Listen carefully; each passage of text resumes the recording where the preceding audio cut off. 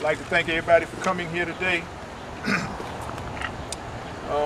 We are here today because we are outraged, shocked, and saddened by the recent deaths in our state.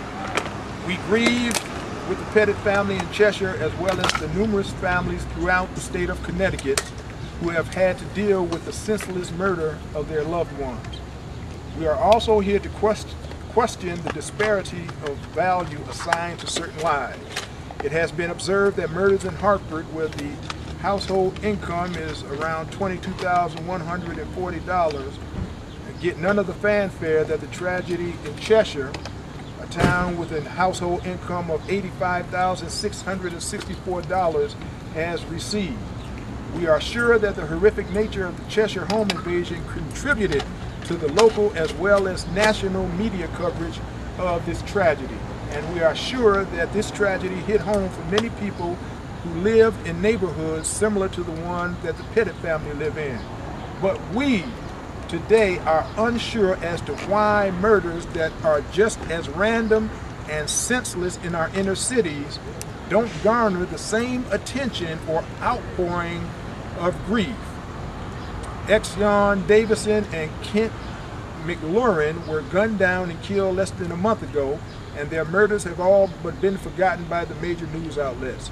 Yet we are inundated daily with stories of how the murders in Cheshire are affecting the lives of people of Connecticut. Have we as a society become so far removed from each other that we can only identify and grieve over the lives of those who share our own background? We are not suggesting that there was any malice on the part of anyone who identified with or grieved for the Pettit family.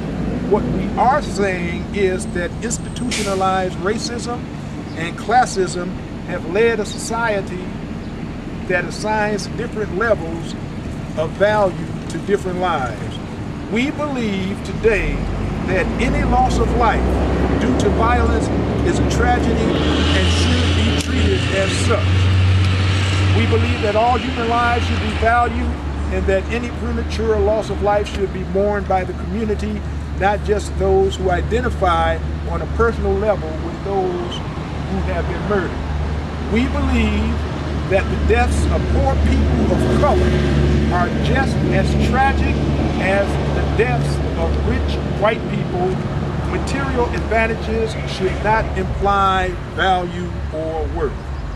We today are not trying to pit one tragedy against another, and please do not assign that to us.